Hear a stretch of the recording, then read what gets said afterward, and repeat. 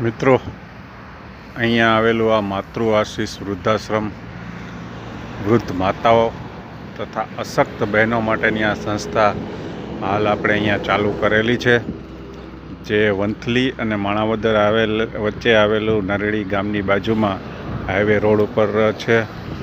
અને આપ લોકો આવી અને મુલાકાત લઈ શકો છો.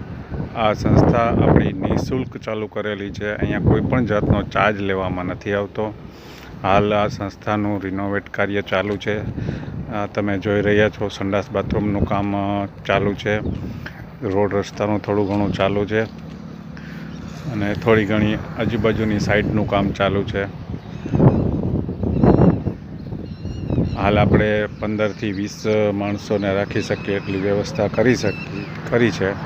અને આગળ વધારે સંખ્યા થશે તો આપણો વિસ્તાર છે એ વધારશું. સાથે સાથે લોકોની સગવડતાઓમાં પણ વધારો કરશું.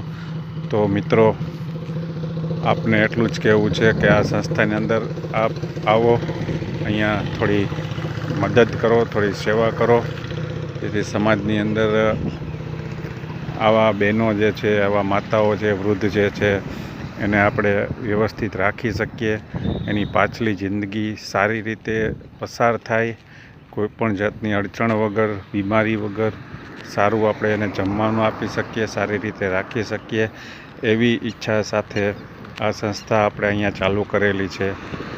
તો મિત્રો, આપની મદદની હાલ આ સંસ્થાને જરૂરિયાત છે. જો શક્ય હોય તો આપ મિત્રો આ સંસ્થામાં આવી અને મદદ કરી શકો છો. સંચાલક એવા શ્રી રાકેશભાઈ, જે એમના મોબાઈલ નંબર બોર્ડ ઉપર આપેલા છે અને હું બોલી પણ જાઉં છું. 9265161712 એમના નંબર છે.